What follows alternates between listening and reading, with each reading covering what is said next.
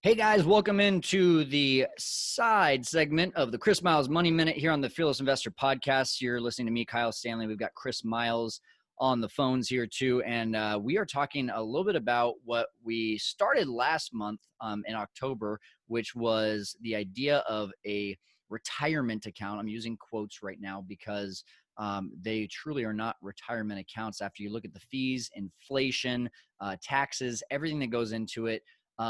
Sure, it's a nice extra chunk of change at the end of the day, but it's not going to help you to be able to live the life of which you want through accumulation. We need acceleration. We need to be able to get some things going and get some education going. And that's exactly why I partnered with Chris and have him on the show every single final Thursday of the month. You can right here see Chris and listen to Chris on the Chris Miles Money Minute. And you can connect with Chris. You just go to fearlesskyle.com/Chris Miles. All you have to do is fill out the form and you can have a free consultation with Chris where he's going to talk about your goals. He's going to see what your financial situation is now and how to be able to get you to either retirement or to your financial goals, to your passion projects a lot faster. So Chris, let's talk today, man, about so last month was like, oh no, like it's that dagger to the heart. And like, we kind of left people hanging a little bit there and maybe even ruin their day a little bit. but today, let's talk about the solution to these retirement accounts and what we should be doing instead to get to retirement. Yeah. If you remember last time, we talked about max funding the 401k.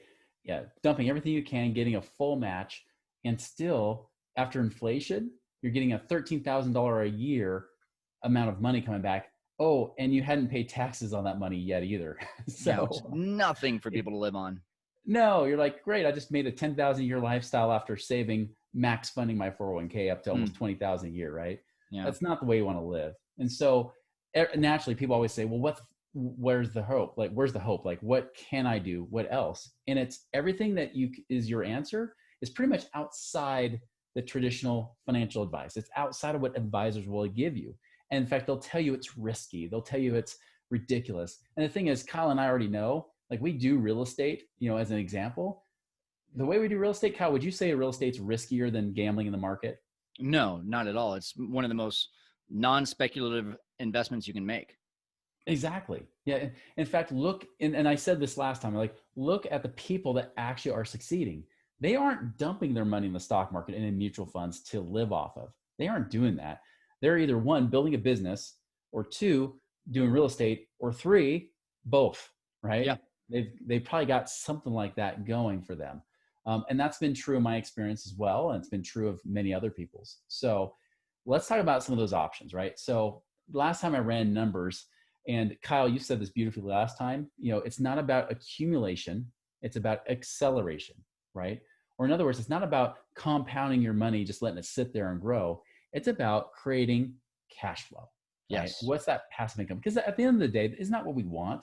Like the whole reason you were trying to pump money in your 401k is so that you had income, only to find out you're like, wow, well, either I live on very little or I'm going to run out of money before I'm dead. That's pretty much the result we're going to get, right? We don't want that.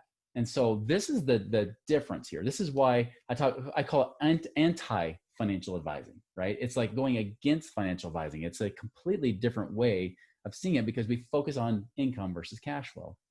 So let's give you an example. Let's just take a few examples here. Like one, I took like an example of someone who just said, I'm going to take that same money I was going to put in that 401k. Okay. I'm going to pay taxes on it now. And all I'm left with is $14,000 a year, right? Okay. Like from that paycheck coming in. What do I do with that $14,000? Now, granted, we've already had other shows. You talk about using the infinite banking policies. Like I like to call it max ROI infinite banking, where you get the best rate of return possible and then use that to invest. We're not even going to use that example. We're just going to use simple numbers here. But by the way, that will beef it up even more. These numbers will get better, right? 100%. And you get some tax-free money too. Yes, absolutely. By the way, and I just want to pause you there because, guys, I have one of these accounts as well with the infinite banking. If you are not, if your money's sitting in the bank, like you need to be putting this into an infinite banking type of account because it's the exact same thing. Money sits there, but it's liquid and it's growing at 4 to 5% rather than 0.025%. So right now, and it's tax-free. Yes, and tax-free. So here's the deal. Chris Miles or fearlesskyle.com/Chris Miles. Book that call now so that you can talk to Chris about getting that set up and not letting your money just sit in the bank. Anyway, Chris, keep going. Yep. So let's take devil's advocate point of view, and you just let your money sit in the bank, right? So you've got $14,000 a month, or sorry, a year left. What are you going to do with it? Well, say you go and you do some real estate lending, and let's just say that hard money lender pays you 10%, right? Okay. 10% a year. And you actually just let that money keep growing and compounding. You keep reinvesting it and keep doing that over and over. Well, 14,000 a year at 10% after those same 30 years gets you $2.5 million. Now you'll say, Wow. but Chris, with the 401k and the match and everything, you were saying before it was like 2.6 million, Yeah. right? That's true. But remember, there's a difference of accumulation theory versus cash flow or acceleration. Yes. Because in accumulation, like when you're dealing with funds, you can't just keep making market returns. You got to move them into conservative funds, or you might possibly lose money with the market tanks. And so that's why we say you can only pull out 2% a year to factor in for inflation, make sure you don't run out of money before you die, all that stuff. By the way, if you're 65 years old today, you and your spouse both made it to 65 today, there's a 100% chance that one of you will live to be 92 at this point. So, I mean, it's basically, Okay. well, okay, I should say it's like 99 point something, but it's basically 100% chance one of the two of you will make it, right? Yep. You've got to make money last like 30 years. So that's Yes. why they say pull out only 2%. But if you're earning 10% on $2.5 million, guys, that's $250,000 a year. That's a big difference, right? There you go. It's huge. Versus 56,000 that we're talking about with the other 401k example. Now, we talked about inflation. We're going to be fair. The after inflation, we'll say it's just about 600,000 a year, right? Or sorry, $600,000 that you have. Well, still 600,000 at 10% is still 60,000 a year versus 13,000 a year. That's more than quadruple the benefit, quadruple the numbers. And that was only at 10%. Now, Kyle, can we earn more than 10%? We can earn a lot more than 10%, especially with an active mindset and investment. Absolutely. Absolutely. Yeah. So for example, what if you made 15%, right? Like, let's say you started doing syndication, things like that. You didn't just do hard money lending. You're starting to do things with investing there. I know a lot of syndications say, hey, we get a 17, 18% internal rate of return. Awesome. Whatever. Doesn't matter. The truth is, if you even earn 15%, and by the way, if I buy rental properties, 15%, especially when you factor in appreciation, the fact they pay down my mortgage for me and everything else, is not hard to do. No. That's not a hard average at all. I would even say that's undershooting most good real estate investments. I agree. Yeah, I'm trying to stay conservative here to play devil's advocate against my own point of view, just to prove to you that this works. 15%, it only changes 5%, right? The end balance on your money now is almost like to the dollar, $7 million. Man, even when you adjust for inflation, right? It's still like $1.6 million. And you have full control of that money too, Chris. That's what I want to put in there too. Yeah. And if it's in real estate, we also get tax advantages. So we're not like, hey, I'm making $13,000 a year for my 401k. Oh, and I got taxed. Oh, crap. It's like, no, we're making this money and we're probably getting tax advantages to the point where it's very little to no tax on our money. So we keep more too. So one of the really like eye-opening things that I saw with real estate, and I'm going back to January of 2019 when I said yes to real estate. I was in a room and I was seeing all these numbers that we're talking about with 401ks and retirement funds and everything like that, and all the inflation. It just was so eye-popping that wow, even if I get to this point where I'm saving $3 million after all these fees, after all these taxes, and after inflation, it feels like I'm living off of nothing. Versus instead taking that same example, $14,000. What if during this time for call it 30 years in a row, from the time you're 20 to the time you're 50, you're taking that $14,000 and you are investing it in a piece of real estate that is going to cash flow you $200 per month.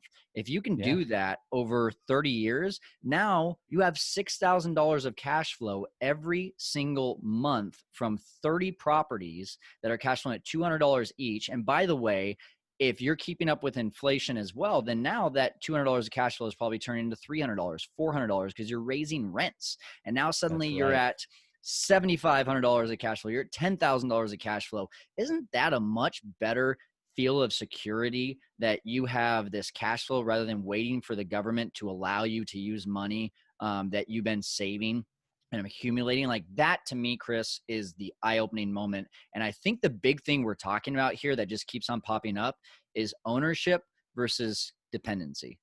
Mm-hmm. Would you agree with that?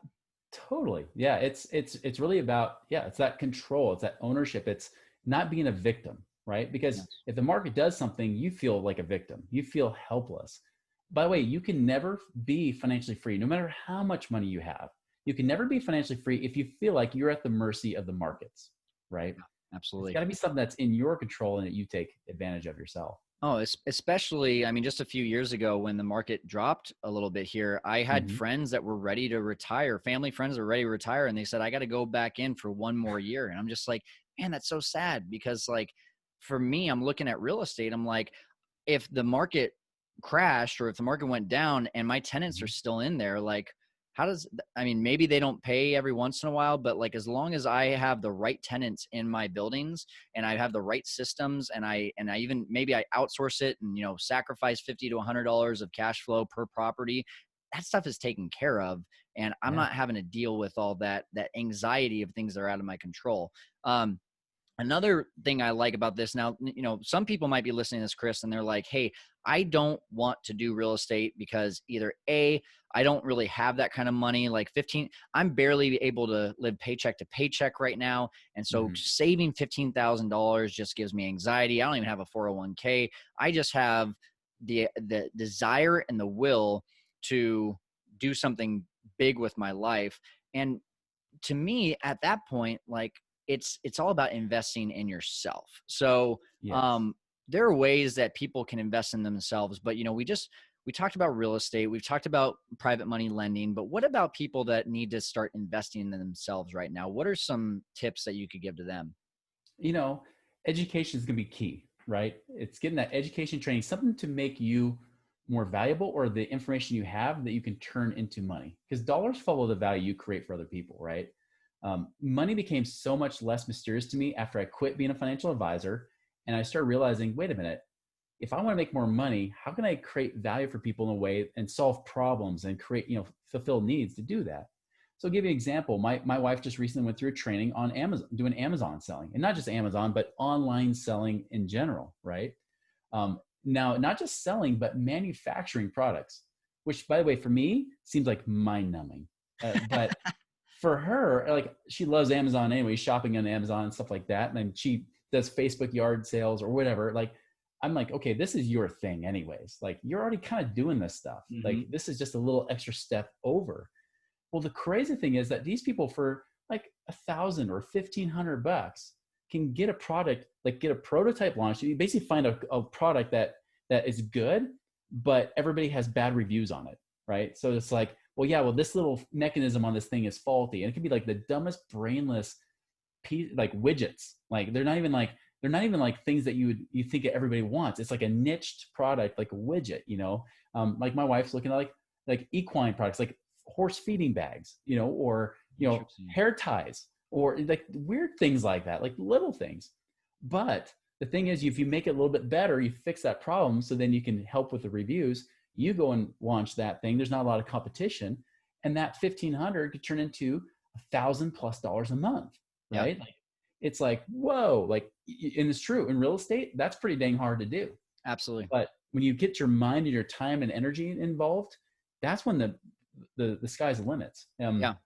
Absolutely. Well, and I think the number one thing is looking at what your skills are right now and what you Hmm. enjoy. I have friends that say, hey, listen, I'm never going to get into investing. They're Yeah. teachers. And it's like, okay, instead of putting $10,000 away into your 401k this year, why don't you go get your master's degree and get a Hmm. $5,000 raise every single year? Yeah. Or I've got friends that are in the news on TV, and I'm like, guys, you should all have YouTube channels and be monetizing stuff. Like, you should be doing stories on your own. You should be like Hmm. teaching people how to become newscasters. Like, you should be Yeah. branding on your own and monetizing that. There's nothing in your contract that says you can't do that. So Yeah.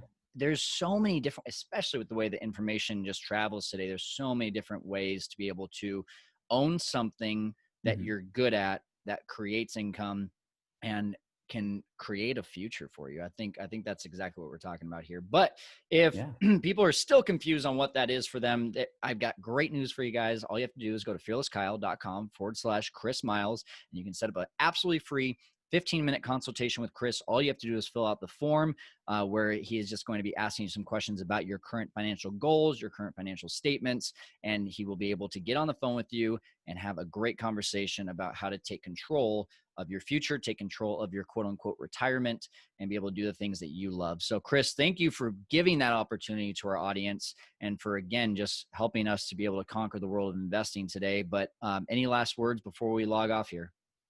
You know what? Like I said before, like it's doing something different that leads to different results, right? Again, don't go for what the mainstream is going for. You want to do something different, and different is good. It's like opposite George, right? George Costanza in Seinfeld, he was the loser. But when he started doing the opposite of what he was doing, he became a winner for one episode, guys. And you can be a winner too. You know, I'm just saying there's always hope.